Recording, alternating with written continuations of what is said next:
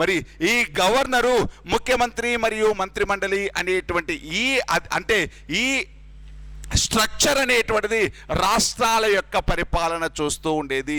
తమను తాము స్వతంత్రంగా పరిపాలించుకునేటువంటి అవకాశం కల్పించింది ఏ చట్టము అంటే 1935 భారత ప్రభుత్వ చట్టం.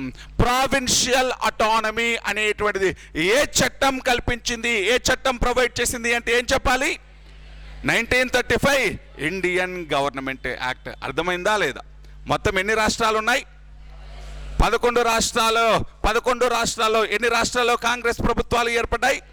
8 రాష్ట్రాల్లో కాంగ్రెస్ ప్రభుత్వాలు ఏర్పడ్డాయి. ఎప్పుడు ఎలక్షన్స్ జరిగాయి? 1937 1937 సంవత్సరం. మరి ఎలక్షన్స్ జరిగిన తర్వాత ముఖ్యమంత్రి మరియు మంత్రిమండలి అనేటువంటిది ఏర్పడుతుంది. ఈ ముఖ్యమంత్రి మంత్రిమండలి అనేటువంటిది గవర్నర్లకు సలహాలు ఇచ్చేటువంటిది అడ్మినిస్ట్రేషన్లో. ఇలా ప్రావిన్షియల్ అటానమీ అనేటువంటి దాన్ని ఏర్పాటు చేసింది ఈ చట్టము అనేటువంటిది. ఇది చాలా చాలా ఇంపార్టెంట్ పాయింట్ అండి. Provincial autonomy. ప్రతి రాష్ట్రానికి ఒక గవర్నర్ని ఏర్పాటు చేశారు. అదేవిధంగా ప్రతి రాష్ట్రంలో కూడా ఒక ముఖ్యమంత్రి మరియు మంత్రిమండలి అనేటువంటిది ఉంటుంది.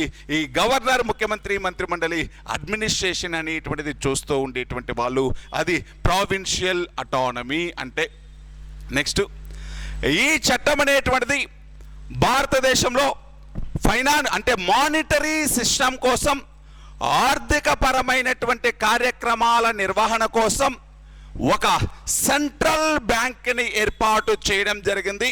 ఒక కేంద్ర బ్యాంక్ని ఏర్పాటు చేయడం జరిగింది. అదే ఆర్బిఐ అనేటువంటిది. ఆర్బిఐ అనేటువంటిది 1935 సంవత్సరంలో ఏర్పాటు చేయడం జరిగింది. ఈ చట్టం అనేటువంటిది మానిటరీ సిస్టమ్ కోసం, ద్రవ్య నిర్వహణ కోసం, ఆర్థిక పరమైనటువంటి కార్యక్రమాల కోసం రిజర్వ్ బ్యాంక్ ఆఫ్ ఇండియా అనేటువంటి దాన్ని, సెంట్రల్ బ్యాంక్ అనేటువంటి దాన్ని ఏర్పాటు చేయడం జరిగింది. అలా భారతదేశంలో ఆర్బిఐ అనేటువంటిది ఎప్పుడు ఏర్పాటు చేశారు?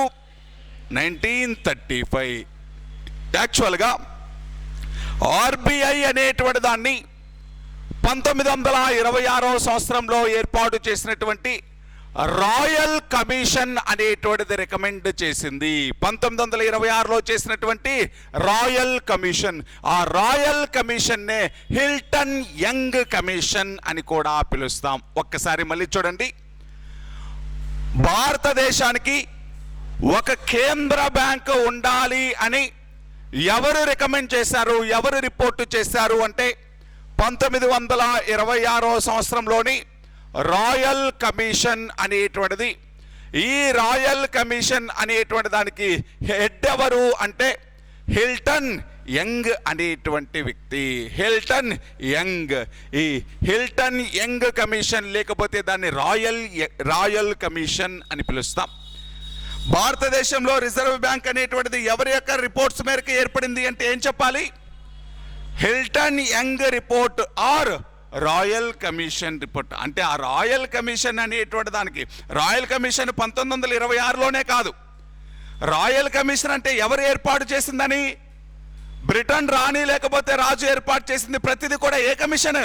రాయల్ కమిషనే. ఒక 1926లోనే కాదు, అంతకుముందు కూడా చాలా కమిషన్లు ఏర్పాటు చేశారు. మరి 1926లో ఏర్పాటు చేసిన రాయల్ కమిషన్ ఎవరు ప్రెసిడెంటు? Hilton young. ఆయనే చెప్తాడు ఏమని అంటే భారతదేశానికి ఒక కేంద్ర బ్యాంకు ఉండాలి, సెంట్రల్ బ్యాంకు ఉండాలి అని చెప్పడంతో ఈ హిల్టన్ యంగ్ కమిషన్ మేరకు, సూచనల మేరకు 1935 సంవత్సరంలో ఆర్బిఐ అనేటువంటి దాన్ని, రిజర్వ్ బ్యాంక్ ఆఫ్ ఇండియా అనేటువంటి దాన్ని ఏర్పాటు చేయడం జరిగింది. ఇనీషియల్గా కలకత్తాలో ఏర్పాటు చేశారు. 1937 సంవత్సరంలో దీని యొక్క హెడ్ క్వార్టర్ని ముంబైకి షిఫ్ట్ చేయడం జరిగింది. దీన్ని ఇనీషియల్గా ఎక్కడ ఏర్పాటు చేశారండి? 1935లో కలకత్తాలో ఏర్పాటు చేయడం జరిగింది. 1937లో ఎక్కడికి షిఫ్ట్ చేశారు? బొంబాయికి షిఫ్ట్ చేయడం జరిగింది. ఓకేనా? ఆర్బిఐని ఏ చట్టం ప్రకారం ఏర్పాటు చేశారు? 1935 ఇండియన్ గవర్నమెంట్ యాక్ట్. ఏ కమిటీ సూచనల మేరకు? హిల్టన్ యంగ్ కమిటీ సూచనల మేరకు. మరి ఆర్బీఐని ఇనీషియల్గా ఎక్కడ ఎస్టాబ్లిష్ చేశారు? కలకత్తాలో. ఏ సంవత్సరం? 1935. తర్వాత ఎక్కడికి షిఫ్ట్ చేశారు? ముంబైకి. ఏ సంవత్సరం? 1937. ప్రస్తుతం ఆర్బీఐ యొక్క కేంద్ర కార్యాలయం ఎక్కడుంది? హెడ్ క్వార్టర్ ఎక్కడుంది? బొంబాయిలో ఉంది. బొంబాయిలో ఎప్పటి నుంచి కంటిన్యూ అవుతుంది? 1937. కానీ ఇనీషియల్గా ఎక్కడ ఏర్పాటు చేశారు? కలకత్తాలో ఏర్పాటు చేయడం జరిగింది. ఇనీషియల్గా కలకత్తాలో ఏర్పాటు చేయడం జరిగింది. ఈ ఆర్బీఐ యొక్క ఫస్ట్ గవర్నర్ ఎవరు అంటే, RBI first governor sir Osborne Smith, sir OA Smith అని పిలవడం జరుగుతుంది. ఆర్బీఐ ఫస్ట్ గవర్నర్ ఎవరండి? OA Smith. RBI first governor ఎవరు అంటే ఓఏ స్మిత్ అనేటువంటి వ్యక్తి. ఓకేనా? ఆర్బీఐ ఎప్పుడు ఏర్పాటు, ఏ చట్టం ప్రకారం అంటే తెలుసు, ఎప్పుడంటే తెలుసు, ఎక్కడ అనేటువంటిది కూడా తెలుసు. నెక్స్ట్ది మనకి ఇంతకుముందు సుప్రీంకోర్టు అనేటువంటిది ఏ చట్టం ప్రకారం ఏర్పాటు చేయబడింది? 1773 రెగ్యులేటింగ్ యాక్ట్. దాన్ని అప్పట్లో ఏమని పిలిచాం? సుప్రీంకోర్టు. ఈ చట్టం ఏం చేసింది అంటే సుప్రీంకోర్టు యొక్క పేరుని ఫెడరల్ కోర్టు లాగా మార్చింది.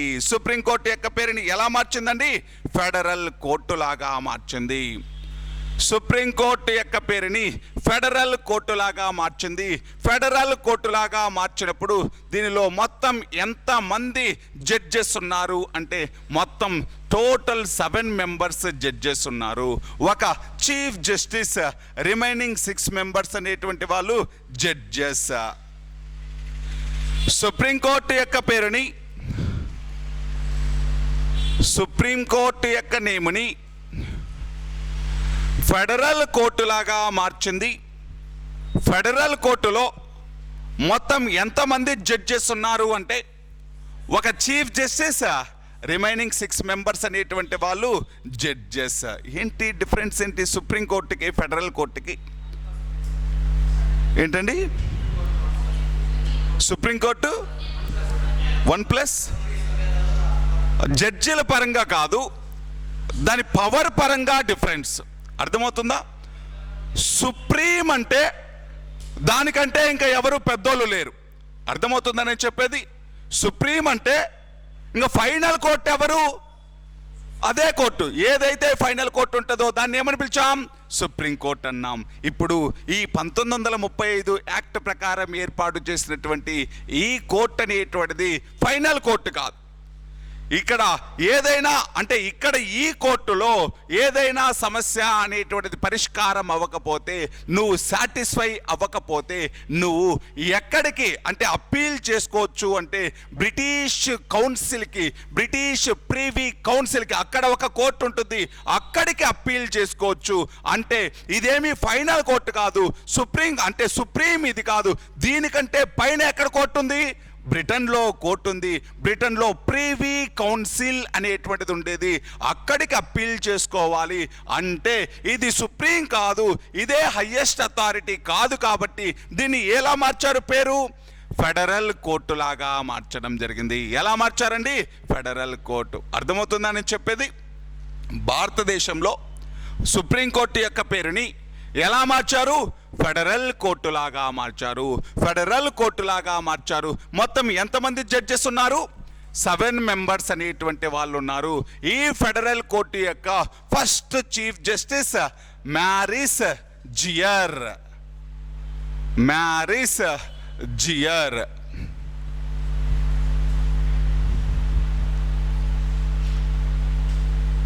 మ్యారిస్ జియర్ ఈ ఫెడరల్ కోర్టు యొక్క ఫస్ట్ చీఫ్ జస్టిస్ ఎవరు అంటే మ్యారిస్ జియర్. ఓకేనా? అర్థమవుతుందని చెప్పేది? ఆర్బీఐని ఎస్టాబ్లిష్ చేశారు. దాంతోపాటు సుప్రీంకోర్టు పేరుని ఎలా మార్చారు? ఫెడరల్ కోర్టు లాగా మార్చారు.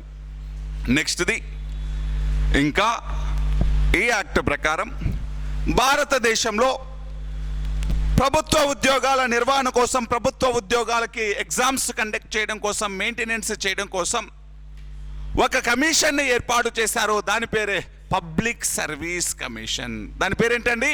Public service commission. మరి పబ్లిక్ సర్వీస్ ఒకసారి వినండి, దీన్ని ఏమి రాయొద్దు, నేను మళ్ళీ చెప్తాను.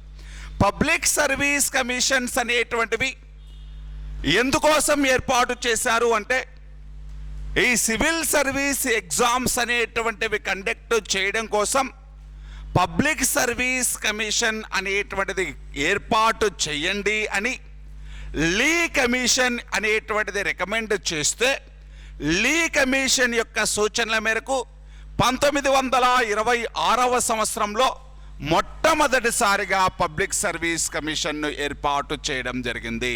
ఒక్కసారి మళ్ళీ చూడండి.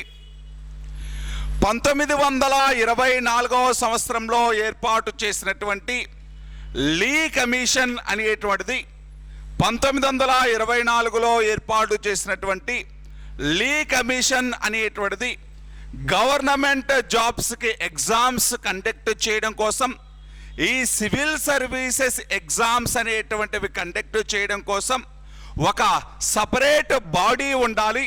ప్రభుత్వమే ఎగ్జామ్స్ కండక్ట్ చేయకూడదు.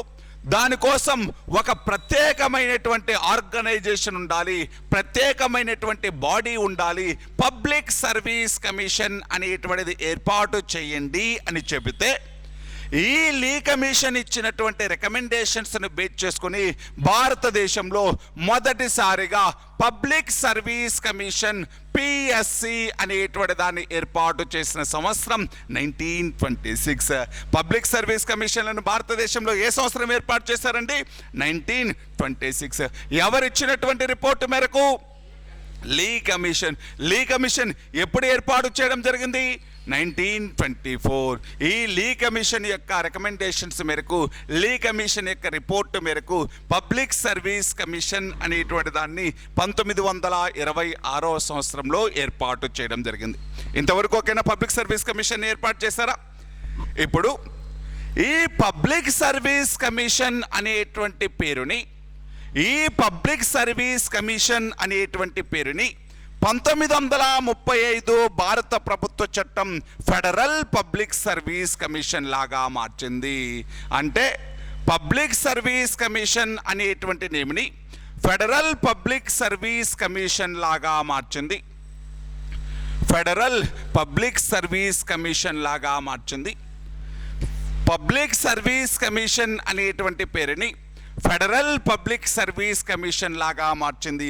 ఏ చట్టము అంటే 1935 భారత ప్రభుత్వ చట్టం. దానితో పాటు ఆ ఫెడరల్ పబ్లిక్ సర్వీస్ కమిషన్ లాగా మార్చడంతో పాటు కొత్తగా స్టేట్స్ కూడా స్టేట్ పబ్లిక్ సర్వీస్ కమిషన్లు ఏర్పాటు చేసుకునేటువంటి అవకాశం కల్పించింది. 2 లేదా అంతకంటే ఎక్కువ రాష్ట్రాలు కలిపి జాయింట్ పబ్లిక్ సర్వీస్ కమిషన్లను ఏర్పాటు చేసేటువంటి అవకాశం కూడా కల్పించింది. మళ్ళీ చెప్తాను చూడండి. ఈ చట్టం పబ్లిక్ సర్వీస్ కమిషన్ పేరుని ఎలా మార్చింది? ఫెడరల్ పబ్లిక్ సర్వీస్ కమిషన్ లాగా మార్చింది. మార్చడంతో పాటు ప్రతి రాష్ట్రానికి కూడా ఒక పబ్లిక్ సర్వీస్ కమిషన్ ఏర్పాటు చేసేటువంటి అవకాశం కల్పించింది. ప్రతి రాష్ట్రానికి కూడా. ఇప్పుడు చూడండి, అక్కడ కేంద్రంలో ఎగ్జామ్స్ సివిల్స్ కండక్ట్ చేసేది ఏంటిది? యూపీఎస్సి. అదేవిధంగా ఇక్కడ రాష్ట్రాల్లో ఎగ్జామ్స్ కండక్ట్ చేసేది ఏంటిది? ఏపీపీ. ఆంధ్రప్రదేశ్ కాబట్టి ఏపీపీఎస్సి, అదే తెలంగాణకి టీఎస్పీఎస్సి, అదే కర్ణాటక అయితే కేఎస్పిఎస్సి అనేటువంటిది. ఇలా ఒక్కొక్క రాష్ట్రానికి ఒక్కొక్క పబ్లిక్ సర్వీస్ కమిషన్ ఉంది కదా. మరి ఒక్కొక్క రాష్ట్రానికి, ప్రతి రాష్ట్రానికి పబ్లిక్ సర్వీస్ కమిషన్ ఏర్పాటు చేసుకునే అవకాశం కల్పించింది. ఏ చట్టం? 1935 భారత ప్రభుత్వ చట్టం. దానితో పాటు ఒక్కోసారి 2 లేదా అంతకంటే ఎక్కువ రాష్ట్రాలు, 2 లేదా అంతకంటే ఎక్కువ రాష్ట్రాలు, ఈ 2 రాష్ట్రాలు లేదా అంతకంటే ఎక్కువ రాష్ట్రాలకి ఒకటే పబ్లిక్ సర్వీస్ కమిషన్ను కూడా ఏర్పాటు చేసుకోవచ్చు. అలా 2 రాష్ట్రాలకు సంబంధించినటువంటి ఎగ్జామ్స్ కండక్ట్ చేయడం కోసం ఒక జాయింట్ పబ్లిక్ సర్వీస్ కమిషన్ని కూడా ఏర్పాటు చేసుకోవచ్చు.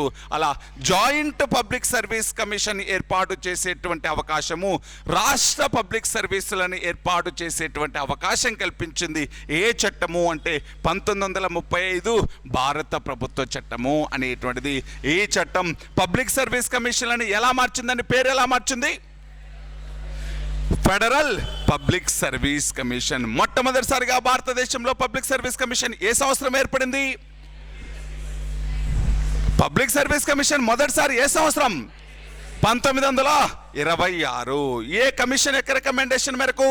లీ కమిషన్ యొక్క రిపోర్టు మేరకు భారతదేశంలో పబ్లిక్ సర్వీస్ కమిషన్స్ అనేటువంటివి 1926లో ఏర్పడితే దాని పేరుని ఫెడరల్ పబ్లిక్ సర్వీస్ కమిషన్ లాగా మార్చింది 1935 భారత ప్రభుత్వ చట్టం.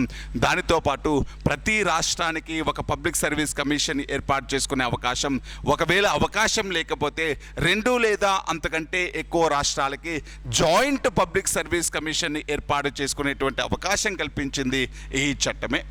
ఇంకా దీనితో పాటు ఈ చట్టం అనేటువంటిది సమాజంలో ఉండేటువంటి ఇంకా కొన్ని ప్రత్యేక వర్గాల వాళ్ళకి సపరేట్ ఎలక్టోరల్స్ అనేటువంటివి ఏర్పాటు చేసింది, ప్రత్యేక నియోజకవర్గాలు ఏర్పాటు చేసింది. ఎవరెవరికి సపరేట్ ఎలక్టోరల్స్ అనేటువంటివి ఏర్పాటు చేసింది?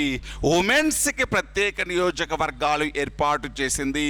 దానితో పాటు లేబర్స్కి ప్రత్యేక నియోజకవర్గాలు ఏర్పాటు చేసింది. కార్మికులకి ప్రత్యేక నియోజకవర్గాలు ఏర్పాటు చేసింది. ఉమెన్స్కి, లేబర్స్కి, దీనితో పాటు దళితులకి కూడా ప్రత్యేక నియోజకవర్గాలని కల్పించింది. దళితులని మొట్టమొదటిసారిగా ఇక్కడ చూడండి 1935 భారత ప్రభుత్వ చట్టంలో మొత్తం ఎన్ని షెడ్యూళ్ళు ఉన్నాయి? 10 షెడ్యూళ్ళు ఉన్నాయి. 321 ఆర్టికల్స్, 10 షెడ్యూళ్ళు ఉన్నాయని చెప్పాను. ఈ 321 ఆర్టికల్స్, 10 షెడ్యూల్లో ఒక షెడ్యూల్లో ఎవరి గురించి ప్రస్తావించారు అంటే ఈ దళితుల గురించి ప్రస్తావించారు. దళితులు అనేటువంటి వాళ్ళు ఎవరు అనేటువంటిది ప్రస్తావించారు. ఈ దళితులు అనేటువంటి వాళ్ళకి సపరేట్ ప్రొవిజన్స్ అనేటువంటివి, ప్రత్యేక రిజర్వేషన్స్ అనేటువంటివి కల్పించారు, ప్రత్యేక నియోజకవర్గాలు కల్పించారు. అలా మొట్టమొదటిసారిగా ఒక షెడ్యూల్లో కొన్ని కులాలను ప్రస్తావించారు కాబట్టి ఆ షెడ్యూల్లో ప్రస్తావించినటువంటి కులాలని షెడ్యూల్డ్ క్యాస్ట్ అని పిలవడం జరిగింది. అర్థమవుతుందని చెప్పేది. షెడ్యూల్డ్ క్యాస్ట్ ఎస్సీస్ అని ఎందుకు పిలిచాం? షెడ్యూల్డ్ క్యాస్ట్ అని ఎందుకు పిలిచాం? ఈ చట్టంలో ఒక షెడ్యూల్లో సమాజంలో ఎవరైతే వెనుకబడిన వాళ్ళు ఉన్నారో, ఎవరైతే వివక్షతకు గురయ్యారో వాళ్ళందరినీ తీసుకొచ్చి ఒక షెడ్యూల్లో పెట్టారు. వీళ్ళందరూ సమాజంలో వివక్షతకు గురైనటువంటి వాళ్ళు, వీళ్ళకు ప్రత్యేక నియోజకవర్గాలు కల్పించాలి, వీళ్ళకు కొన్ని ప్రత్యేక అవకాశాలు కల్పించాలి అని మొదటిసారిగా ఒక షెడ్యూల్లో కొన్ని కులాలను చేర్చారు. అలా చేర్చినటువంటి కులాలనే ఏమని పిలిచాం? షెడ్యూల్డ్ క్యాస్ట్స్ అని పిలవడం జరిగింది. ఒక్కొక్క రాష్ట్రంలో ఒక కులా ఉంటాయి. షెడ్యూల్డ్ క్యాస్ట్ అనేటువంటివి మన దగ్గర ఒకలా ఉంటాయి. మన దగ్గర ఏముంటాయి? కొన్ని కులాలు అంటే హరిజన అని చెప్పేసి, ఆది ఆంధ్ర అని చెప్పేసి, మాల అని చెప్పేసి, మాదిగ అని చెప్పేసి చాలా కులాలు ఉంటాయి. మెహర్ అనేటువంటిది. అదేవిధంగా మహారాష్ట్రలో కొన్ని కులాలు ఉంటాయి, తెలంగాణలో కొన్ని కులాలు ఉంటాయి, లేకపోతే ఇంకొక రాష్ట్రాలు పంజాబ్లో ఒకలా ఉంటాయి, హిమాచల్ ప్రదేశ్లో ఉంటాయి. అలా ఈ కులాలు అనేటువంటివి తరతరాలుగా ఎవరైతే డిస్క్రిమినేషన్ ఫేస్ చేస్తున్నారో వాళ్ళని ప్రత్యేక అవకాశాలు కల్పించాలని ఒక షెడ్యూల్లో పెట్టారు. కాబట్టి ఆ కులాలన్నింటినీ ఏమని పిలిచాం? షెడ్యూల్డ్ క్యాస్ట్ అని పిలవడం జరిగింది. మొట్టమొదటిసారిగా షెడ్యూల్డ్ క్యాస్ట్ అనేటువంటి పదాన్ని ఏ చట్టం ప్రొవైడ్ చేసింది? ఎవరు ప్రొవైడ్ చేశారు?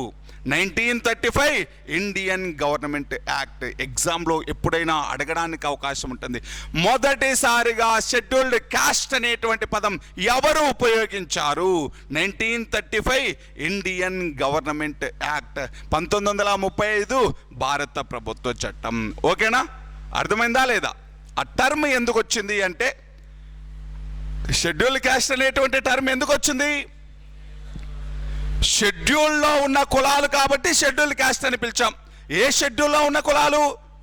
1935 చట్టం ప్రకారం ఏర్పాటు చేశారే 10 షెడ్యూల్లో, ఆ 10 షెడ్యూల్లో ఒక షెడ్యూల్లో వెనుకబడిన కులాలు, వివక్షతకు గురైనటువంటి కులాలు ఉన్నాయి. వాళ్ళనే షెడ్యూల్డ్ క్యాస్ట్ అని పిలిచాం.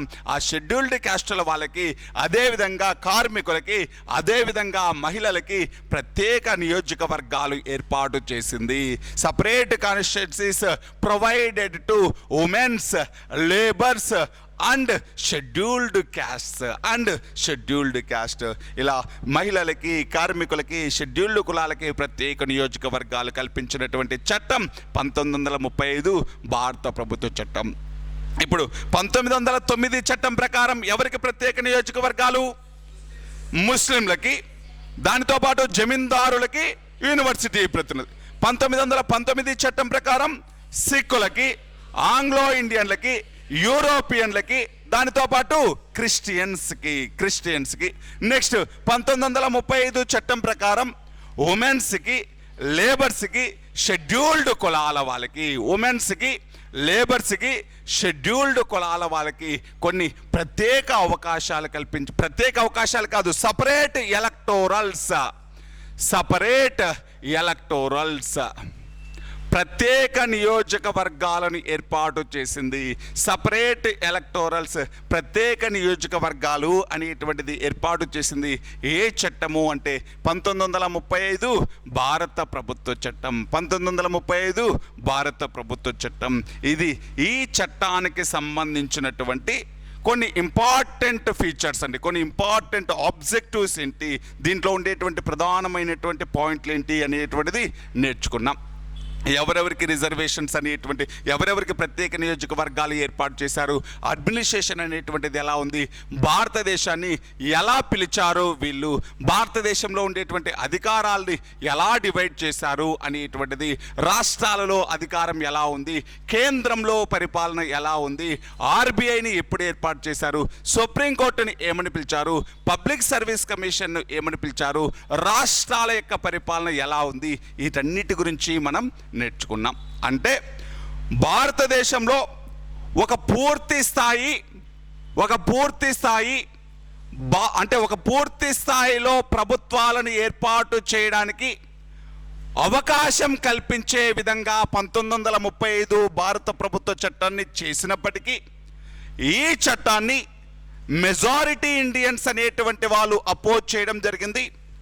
1935 భారత ప్రభుత్వ చట్టాన్ని మెజారిటీ ఇండియన్స్ అనేటువంటి వాళ్ళు అపోజ్ చేయడం జరిగింది. ఈ మెజారిటీ ఇండియన్స్ అనేటువంటి వాళ్ళు అపోజ్ చేసి క్రిటిసైజ్ చేయడం జరిగింది, విమర్శించడం జరిగింది. ఈ విమర్శల్లో ఫస్ట్ది జవహర్లాల్ నెహ్రూ అనేటువంటి వ్యక్తి యొక్క స్టేట్మెంట్ ఇంపార్టెంట్. జవహర్లాల్ నెహ్రూ అనేటువంటి వ్యక్తి ఇచ్చినటువంటి ఈ స్టేట్మెంట్ అనేటువంటిది ఇంపార్టెంట్.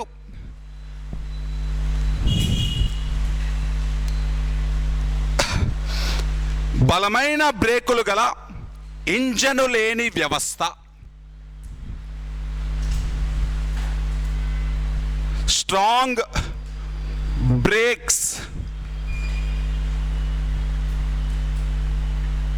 విత్ నో ఇంజిన్,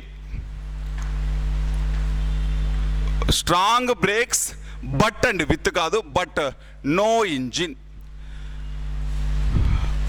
బలమైన బ్రేకులు గల ఇంజను లేని వ్యవస్థ అని స్టేట్మెంట్ ఇచ్చాడు. ఎవరు అంటే జవహర్లాల్ నెహ్రూ అనేటువంటి వ్యక్తి. బలమైన బ్రేకులు గల ఇంజను లేని వ్యవస్థ, strong brakes but no engine అని క్రిటిసైజ్ చేసినటువంటి వ్యక్తి జవహర్లాల్ నెహ్రూ అనేటువంటి వ్యక్తి. నెక్స్ట్ది మహమ్మద్ అలీ జిన్నా.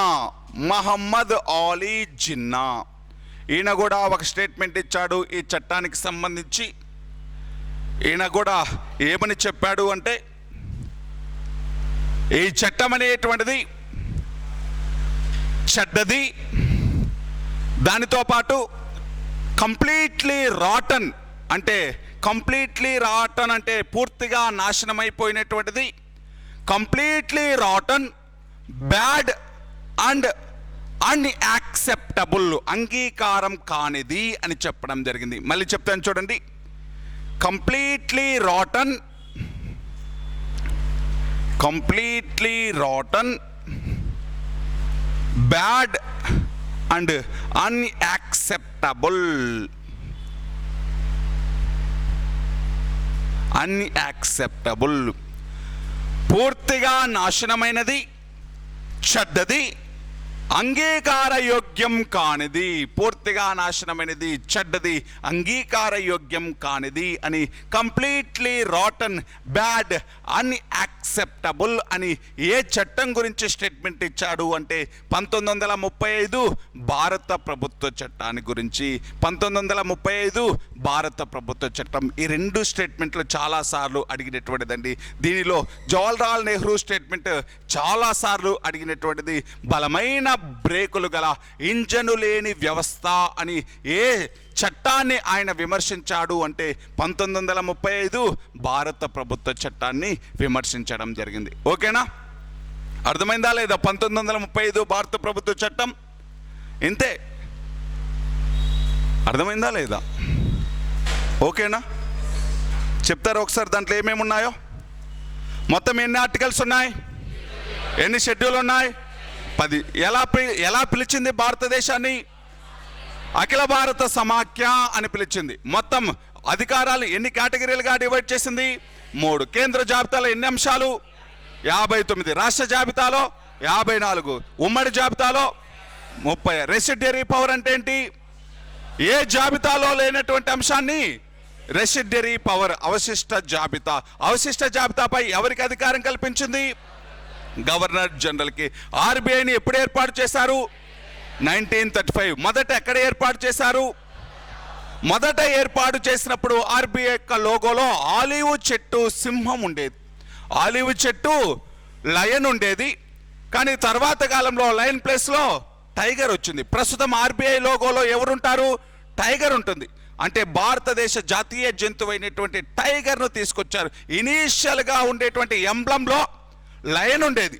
లయను, పామ్ ట్రీ అనేటువంటిది ఉండేది.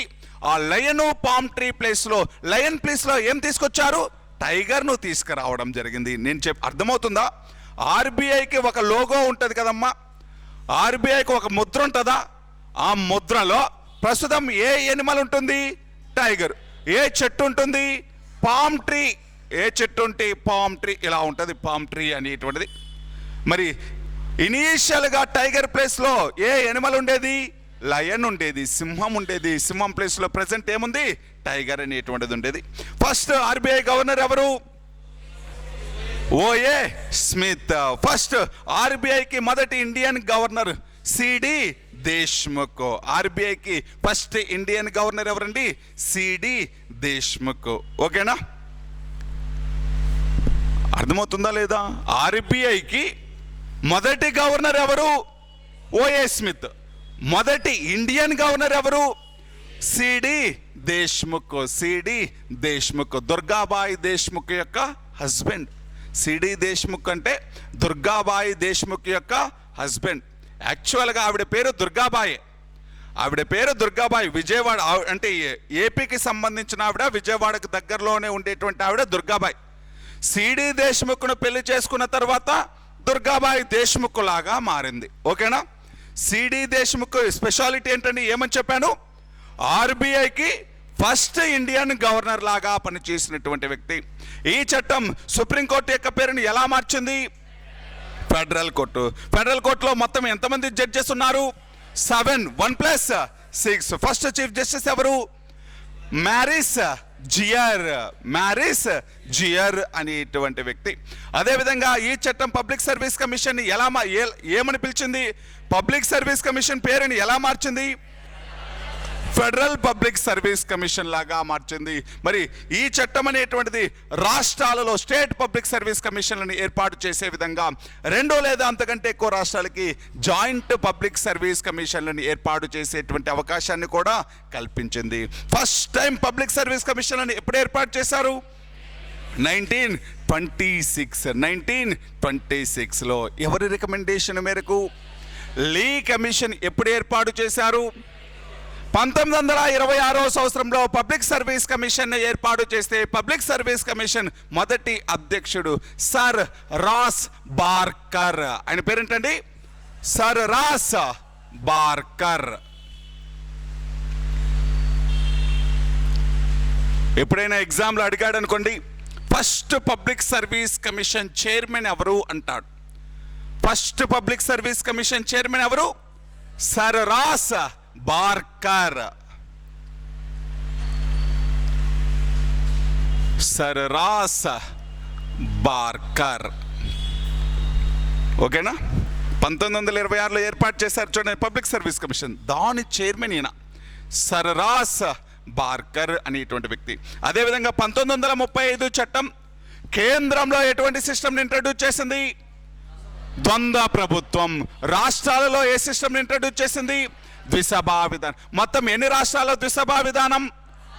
6. మొత్తం బ్రిటిష్ ఇండియాలో ఎన్ని రాష్ట్రాలు ఉన్నాయి? 11 రాష్ట్రాల్లో 6 రాష్ట్రాల్లో ద్విసభా విధానాన్ని ప్రవేశపెట్టడం జరిగింది. ఈ చట్టం 1935 భారత ప్రభుత్వ చట్టం ప్రకారం ఎలక్షన్స్ ఎప్పుడు కండక్ట్ చేశారు? 1937వ సంవత్సరంలో ఎలక్షన్స్ కండక్ట్ చేస్తే మొత్తం 11 రాష్ట్రాల్లో ఎన్ని రాష్ట్రాల్లో కాంగ్రెస్ గవర్నమెంట్స్ ఫామ్ అయినాయి? 8 రాష్ట్రాలలో కాంగ్రెస్ ప్రభుత్వాలు అనేటువంటివి ఏర్పడ్డాయి. ప్రొవిన్షియల్ అటానమీ, రాష్ట్రాల స్వయం ప్రతిపత్తి అనేటువంటిది ఏ చట్టం ఇచ్చింది? 1935 యాక్ట్ అనేటువంటిది.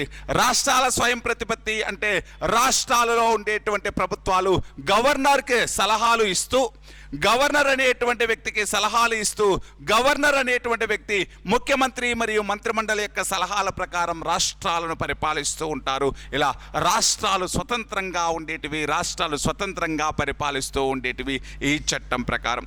ఈ చట్టాన్ని బలమైన బ్రేకులు గల ఇంజన్ లేని వ్యవస్థ అని చెప్పింది ఎవరు అంటే జవహర్లాల్ నెహ్రూ. అసలు పూర్తిగా చెడ్డది, అనంగీకారమైనటువంటిది, పూర్తిగా నాశనమైనటువంటి చట్టము అని చెప్పి Mohammed Ali Jinnah, completely rotten, bad and unacceptable అని ఈ చట్టాన్ని చెప్పాడు. ఎవరు అంటే మహమ్మద్ అలీ జిన్నా అనేటువంటి వ్యక్తి. ఇది ఏ చట్టం గురించి? 1935 ఇండియన్ గవర్నమెంట్ యాక్ట్ గురించి. సరే, దీని తర్వాత ఇన్సిడెంట్స్ అనేటువంటివి మనకు లాస్ట్ మిగిలిపోయినటువంటి చట్టం ఏంటి? మనకు మిగిలిపోయింది ఇంకొకే ఒక చట్టం అని చెప్పా. ఏంటిది అది? 1947 భారత ప్రభుత్వ చట్టము. దానినే 1947 మౌంట్ బాటన్ ప్లాను, దానినే డికీబార్డ్ ప్లాను, దానినే బాల్కన్ ప్లాన్. ఏమీ రాసుకోవద్దు, ఒకసారి మళ్ళీ పేరు చెప్తాను చూడండి. 1947 భారతదేశ స్వతంత్ర చట్టము, Mountbatten plan, Dickie Bird plan, Balkan plan అని పిలిచాం. అంతవరకు జరిగినటువంటి ఇన్సిడెంట్స్ని ఒక క్రొనాలజీ లాగా, అంటే 1947 వరకు వచ్చినటువంటి ఇన్సిడెంట్స్ని ఒక ఆర్డర్ వైజ్గా చెప్పుకుంటూ వద్దాం. నేనేమి పూర్తిగా ఎక్స్ప్లెనేషన్ ఇవ్వను, కానీ మీకు అన్నిటినీ గుర్తు చేసుకుంటూ 1947 దగ్గరికి వచ్చేద్దాం. ఇప్పుడు ఒక్కసారి చూడండి. 1935 భారత ప్రభుత్వ చట్టం ప్రకారం ఎలక్షన్స్ ఎప్పుడు జరిగాయి? 1937లో ఎలక్షన్స్ జరిగితే ఎన్ని రాష్ట్రాల్లో కాంగ్రెస్ ప్రభుత్వాలు ఏర్పడ్డాయి? 8 రాష్ట్రాల్లో కాంగ్రెస్ ప్రభుత్వాలు. మరి ఇలా కాంగ్రెస్ ప్రభుత్వాలు అనేటువంటివి ఏర్పడ్డాయి. భారతదేశ ముఖ్యమంత్రులు, మంత్రిమండలి అనేటువంటిది పరిపాలనలో భాగస్వామ్యం ఉన్నారు. వాళ్ళ కాలంలో భారతీయులకు అనుగుణంగా నిర్ణయాలు అనేటువంటివి తీసుకుంటున్నారు. కొంచెం అడ్మినిస్ట్రేషన్ అనేటువంటిది కుదురుకుంటున్నది అనేటువంటి టైంలో దాదాపు 2 సంవత్సరాలు పరిపాలించాయి ఈ ప్రభుత్వాలు. ఇటువంటి టైంలో సెకండ్ వరల్డ్ వార్ అనేటువంటిది స్టార్ట్ అయింది 1939లో. సెకండ్ వరల్డ్ వార్ అనేటువంటిది 1939 సెప్టెంబర్లో స్టార్ట్ అవడంతో ఎప్పుడైతే రెండవ ప్రపంచ యుద్ధము అనేటువంటిది ప్రారంభమైందో, రెండవ ప్రపంచ యుద్ధము అనేటువంటిది 2 కూటముల మధ్య జరిగింది. యాక్సెస్ పవర్స్ అని, అంటే యాక్సెస్ పవర్స్ అని పిలుస్తాం, దానితో పాటు సెంట్రల్ పవర్స్ అని పిలవడం జరుగుతుంది. ఈ యాక్సియల్ పవర్స్ లేకపోతే access powers, axial powers, central powers అనేటువంటి 2 కూటముల మధ్య జరిగినటువంటిది సెకండ్ వరల్డ్ వార్ అనేటువంటిది. ఇప్పుడు సెంట్రల్ పవర్స్ అనగానే మనకు 3 దేశాలు, బ్రిటను, ఫ్రాన్సు, రష్యా. అదేవిధంగా యాక్సియల్ పవర్స్ అనగానే ఇక్కడ జర్మనీ కూటమి కింద ఉండేటువంటి జర్మనీ అనేటువంటిది, దీనితో పాటు జపాన్ అనేటువంటిది, దీనితో పాటు ఇటలీ అనేటువంటివి, జర్మనీ, జపాన్, ఇటలీ అనేటువంటివి. ఇప్పుడు ప్రపంచంలో ఉండేటువంటి అన్ని దేశాలు ఏదో ఒక కూటమి వైపుకి వెళ్ళిపోయి యుద్ధంలో పార్టిసిపేట్ చేస్తున్నాయి. యుద్ధంలో పార్టిసిపేట్ చేసినప్పుడు ఈ హిట్లర్ నాయకత్వంలోని జర్మనీ అనేటువంటిది మిగతా ఈ 3 దేశాలపైన విజయాలు సాధిస్తుంది. బ్రిటన్ అంటే ఆల్మోస్ట్ రష్యా ఓడిపోయింది, రష్యా అనేటువంటిది ఓడిపోయింది, బ్రిటన్ అనేటువంటిది కూడా ఓడిపోయేటువంటి అంటే బాగా దెబ్బతిన్నది రష్యా. ఈ బ్రిటన్ అనేటువంటిది కూడా యుద్ధంలో ఎదురు దెబ్బలు తింటుంది. ఫ్రాన్స్ అనేటువంటిది కూడా యుద్ధంలో ఇంకా అంటే జర్మనీ దాటికి 3 దేశాలు తట్టుకోలేకపోతున్నాయి. ఇటువంటి సమయంలో ఈ బ్రిటన్ అనేటువంటి దానికి మోరల్ సపోర్ట్ కావాలి. మోరల్ సపోర్టుతో పాటు భారతీయుల యొక్క సపోర్ట్ కూడా కావాలి.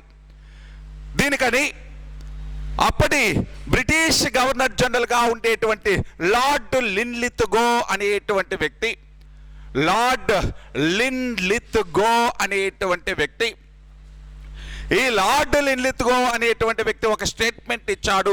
ఏమని స్టేట్మెంట్ ఇచ్చాడు అంటే 1939లో ఏమని స్టేట్మెంట్ ఇచ్చాడు అంటే భారతదేశం కూడా ఇండియా కూడా సెకండ్ వరల్డ్ వార్లో పార్టిసిపేట్ చేస్తుంది.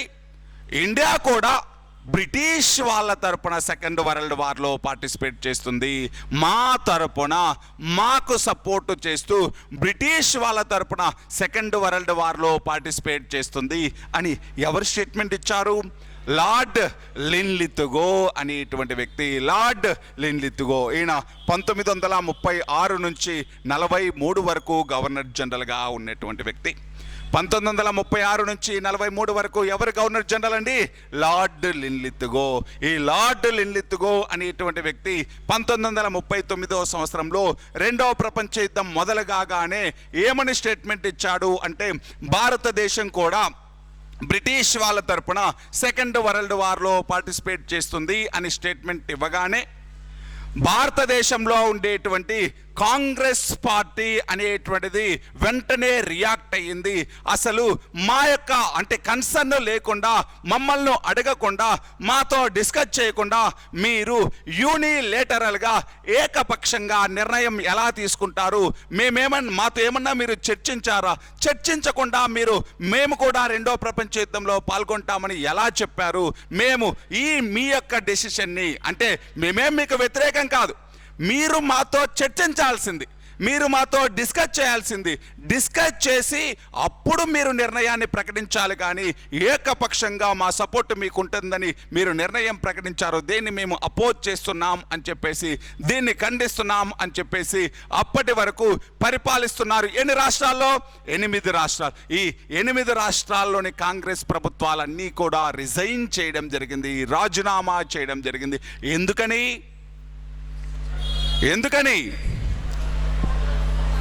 లార్డ్ లిన్లిత్గో యొక్క స్టేట్మెంట్కి ఎగైనెస్ట్గా లార్డ్ లిన్లిత్గో ఏమని స్టేట్మెంట్ ఇచ్చాడు? Indians also participate in second world war along with British army. అంటే బ్రిటిష్ ఆర్మీతో కలిసి ఇండియన్స్ కూడా పార్టిసిపేట్ చేస్తారు. మరి ఈ ఇండియన్స్ అనేటువంటి వాళ్ళు బ్రిటిషర్స్కి సపోర్ట్గా పార్టిసిపేట్ చేస్తారు అని ఆయన భారతీయులతో సంప్రదించకుండా నిర్ణయం చెప్పాడు. కాబట్టి దానిని అపోజ్ చేస్తూ భారతదేశంలో ఉండేటువంటి కాంగ్రెస్ ప్రభుత్వాలు అనేటువంటివి రిజైన్ చేయడం జరిగింది. 8 రాష్ట్రాల్లోని కాంగ్రెస్ ప్రభుత్వాలు రిజైన్ చేయడం జరిగింది. మరి రిజైన్ చేసిన తర్వాత ఏ సంవత్సరం రిజైన్ చేశాయి కాంగ్రెస్ గవర్నమెంట్స్ అనేటువంటివి? కాంగ్రెస్ గవర్నమెంట్స్ అనేటువంటివి ఏ సంవత్సరం రిజైన్ చేశాయండి? 1939వ సంవత్సరం కాంగ్రెస్ గవర్నమెంట్స్ అనేటువంటివి రిజైన్ చేశాయి. రిజైన్ చేసిన తర్వాత ఇంకా యాక్టివిటీస్ అన్నీ కూడా ఏమైపోయినాయి? కామ్ అయిపోయినాయి. వీళ్ళేమి నేషనల్ మూమెంట్స్లో పార్టిసిపేట్ చేయట్లేదు. ఇటువంటి సమయంలో ప్రజలలో ఒక మోటివేషన్ అనేటువంటిది తీసుకురావడం కోసం అలా కామ్గా ఉండిపోతే, స్తబ్దుగా ఉండిపోతే ఈ మోటివేషన్ పోతుంది, ఇండియన్స్కి మోటివేషన్ పోతుంది అనేటువంటి కారణంతో మహాత్మా గాంధీ అనేటువంటి వ్యక్తి ఒక చిన్న కార్యక్రమానికి పిలిపించాడు. ఒక చిన్న ప్రోగ్రామ్ అనేటువంటిది కండక్ట్ చేశాడు. అదే ఇండివిడ్యువల్ సత్యాగ్రహ, వ్యక్తి సత్యాగ్రహం. ఆ కార్యక్రమం పేరేంటండి? వ్యక్తి సత్యాగ్రహం, ఇండివిడ్యువల్ సత్యాగ్రహ. 1940వ సంవత్సరం. వ్యక్తి సత్యాగ్రహం అనేటువంటిది ఏ సంవత్సరం అండి? నేను ఏం చెప్తున్నాను, జరిగిన కార్యక్రమాలన్నీ కూడా వరుస క్రమంలో జస్ట్ పరిచయం చేసుకుంటూ వెళ్తున్నా అంతే. నేను వీటన్నిటి గురించి ఎక్కడ చెప్తాను, అసలు ఏంటి ఇండివిడ్యువల్ సత్యాగ్రహం అనేటువంటిది. 8 రాష్ట్రాల్లో కాంగ్రెస్ ప్రభుత్వాలు రిజైన్ చేసినాయి. ఏ రాష్ట్రాల్లో కాంగ్రెస్ ప్రభుత్వాలు రిజైన్ చేసినాయి, ఇవన్నీ కూడా ఇండియన్ హిస్టరీలో నేర్చుకుందాం, మోడర్న్ ఇండియన్ హిస్టరీలో. ఇక్కడ నేను ఏం చేస్తున్నాను, యాక్ట్స్ వరకు కంప్లీట్ ఇన్ఫర్మేషన్ ఇస్తూ మిగిలినవి సంవత్సరాల వైడ్గా క్రొనాలజీ ప్రకారం ఆర్డర్ వైజ్గా చెప్తున్నా ఏం జరిగింది ఈ మధ్యలో అనేటువంటిది. మరి కాంగ్రెస్ గవర్నమెంట్ అనేటువంటిది 1939లో రిజైన్ చేసింది. ఆ తర్వాత మహాత్మా గాంధీ ఒక ప్రోగ్రాం అనేటువంటిది డిజైన్ చేశాడు. దాన్నే వ్యక్తిగత సత్యాగ్రహం, వ్యక్తి సత్యాగ్రహం అని పిలవడం జరిగింది. వ్యక్తి సత్యాగ్రహ ఉద్యమం, ఇండివిడ్యువల్ సత్యాగ్రహ మూమెంట్ అనేటువంటిది 1940వ సంవత్సరంలో 1940వ సంవత్సరంలో ఈ టైంలోనే బ్రిటిష్ గవర్నర్ జనరల్ అయినటువంటి లార్డ్, ఎవరు గవర్నర్ జనరల్గా ఉన్నారు చూడండి, ఎప్పటి నుంచి ఎప్పటి వరకు ఆయన 1936 నుంచి 43 ఎక్కువ సంవత్సరాలు గవర్నర్ జనరల్గా పనిచేసినటువంటి వ్యక్తి లార్డ్ లిన్లిత్గో. మళ్ళీ చెప్తాను చూడండి, ఎక్కువ సంవత్సరాలు గవర్నర్ జనరల్గా పనిచేసినటువంటి వ్యక్తి ఎవరండి? ఎక్కువ కాలం ఉన్నది ఎవరు పవర్లో? Lord Linlithgow. దాదాపు 7 సంవత్సరాలు గవర్నర్గా పనిచేశాడు, గవర్నర్ జనరల్గా పనిచేశాడు లార్డ్ లిన్లిత్గో.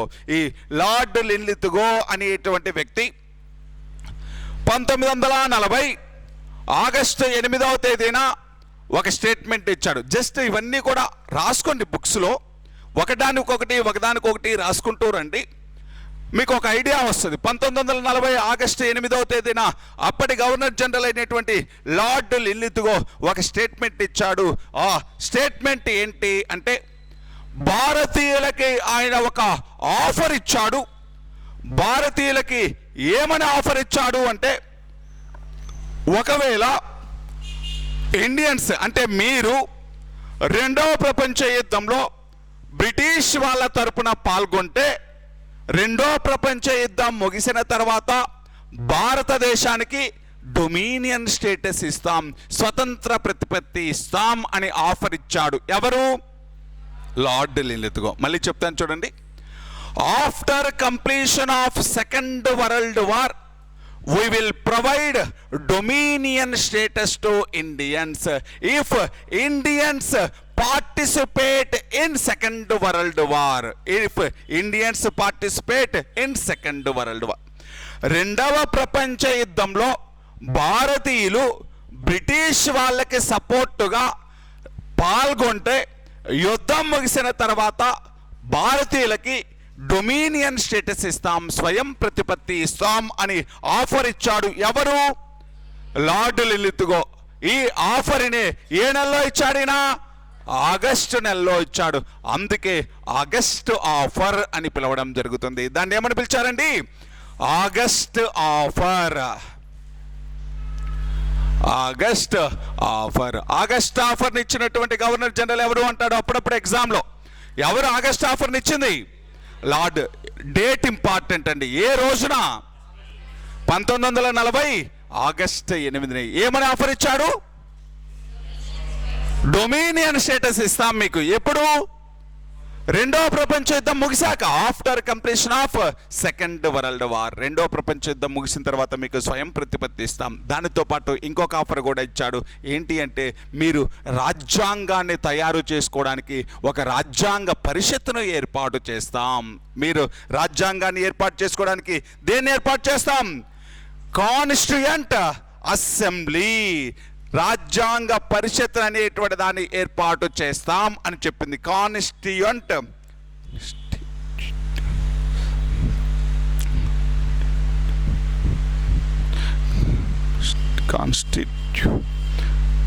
Constituent assembly.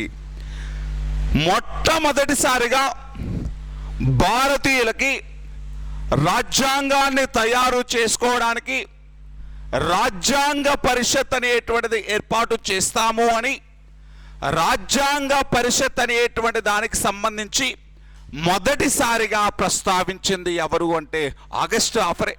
మొదటిసారిగా ఎవరు ప్రస్తావించారు? August offer. రెండవ ప్రపంచ యుద్ధం ముగిసిన తర్వాత మీ రాజ్యాంగాన్ని మీరే రాసుకోండి. ఆ రాసుకోవడానికి దేన్ని ఏర్పాటు చేస్తాం? రాజ్యాంగ పరిషత్తును ఏర్పాటు చేస్తాం అని ఆఫర్ ఇచ్చాడు. ఎవరు? Lord Linlithgow. ఈ ఆఫర్నే, రెండు ఆఫర్లు. ఏం ఆఫర్లు అవి? Dominion status, constitution assembly. Dominion status, constitution assembly. మరి ఈ ఆగస్టు ఆఫర్ అనేటువంటి దాన్ని ఇండియన్స్ కాంగ్రెస్ పార్టీ అపోజ్ చేసింది, వ్యతిరేకించింది. ఆగస్టు ఆఫర్ అనేటువంటి దాన్ని కాంగ్రెస్ పార్టీ వ్యతిరేకించింది, అపోజ్ చేసింది. ఏమని చెప్పింది అంటే కాంగ్రెస్ పార్టీ ఏమని చెప్పింది అంటే, మీరు డొమినియన్ స్టేటస్ అనేటువంటిది ఎప్పుడో రెండవ ప్రపంచ యుద్ధం ముగిసిన తర్వాత ఇస్తామంటున్నారు. మాకు డొమినియన్ స్టేటస్ అనేటువంటిది అక్కర్లేదు, స్వతంత్ర ప్రతిపత్తి అక్కర్లేదు, మాకు కంప్లీట్ ఇండిపెండెన్స్ కావాలి, పూర్తి స్వతంత్రం కావాలి. ఈ యుద్ధం ముగిసిన తర్వాత మాకు పూర్తి స్వతంత్రం ఇస్తాము అని ప్రకటించండి, మేము మీకు సపోర్ట్ చేస్తాం, లేకపోతే సపోర్ట్ చెయ్యము అని ఈ ఆగస్టు ఆఫర్ను అపోజ్ చేయడం జరిగింది ఇండియన్స్ అనేటువంటి వాళ్ళు. ఓకేనా? ఇది ఆగస్టు ఆఫర్ అనేటువంటిది. నెక్స్ట్ ఇది ఈ టైంలో జపాన్ అనేటువంటిది యుద్ధంలో అప్పటికే బాగా డెవలప్ అయినటువంటి దేశం. ఇది ఆసియాలోనే బాగా డెవలప్డ్ కంట్రీ జపాన్ అనేటువంటిది. రెండవ ప్రపంచ యుద్ధంలో జర్మనీ, జపాన్, ఇటలీ అనేటువంటి ఒకవైపున కలిసి ఫైట్ చేస్తూ ఉన్నాయి. ఈ జపాన్ అనేటువంటిది ఏం చేసింది అంటే, పెద్ద పెద్ద బాంబులని ఇటువైపు ఉండేటువంటి జపాన్ పక్కన ఉండేటువంటి కంట్రీస్ పైన కూడా, అంటే బ్రిటిష్ వాళ్ళ యొక్క ఆధీనంలో ఏ ఏ దేశాలైతే ఉన్నాయో ఆ దేశాలపైన అది ప్రయోగిస్తూ వచ్చింది. అలా భారతదేశం పైన కూడా జపాన్ అనేటువంటిది విశాఖపట్నం పోర్టు పైన బాంబులు వేసింది. దానితో పాటు కలకత్తా పోర్టు పైన కూడా బాంబులు వేసింది. ఎవరు అంటే జపాన్. భారతదేశం అంటే కోపం కాదు. ఎవరంటే కోపం దానికి? బ్రిటిష్ వాళ్ళు. భారతదేశం ఎవరి కంట్రోల్లో ఉంది? బ్రిటిష్ వాళ్ళ అందుకే బ్రిటిష్ వాళ్ళ యొక్క కంట్రోల్లో ఉండేటువంటి విశాఖపట్నం పోర్టు పైన, కలకత్తా పోర్టు పైన కూడా బాంబులు వేయడంతో, ఇంకా బాంబులు వేయడంతో భారతీయులందరూ కూడా ఇంకా కంప్లీట్గా ఒక ఉద్యమం అనేటువంటిది, పెద్ద ఉద్యమం అనేటువంటిది చేయాలి. మనం ఇలాగే ఏ ఉద్యమం చేయకపోతే పూర్తిగా జపాన్ అనేటువంటిది భారతదేశాన్ని ఆక్రమించుకునేటువంటి అవకాశం ఉంటుంది అని చెప్పి ఇండియన్స్ అనేటువంటి వాళ్ళు భయపడుతూ ఉంటారు. ఇదే సమయంలో యుద్ధంలో ఆల్రెడీ రష్యా లొంగిపోయింది, సరెండర్ అయిపోయింది జర్మనీకి. ఫ్రాన్స్ అనేటువంటిది పూర్తిగా ఓడిపోయింది. రెండవ ప్రపంచ యుద్ధంలో అత్యంత ప్రాణ నష్టానికి గురైనటువంటి దేశం రష్యా. రెండవ ప్రపంచ యుద్ధంలో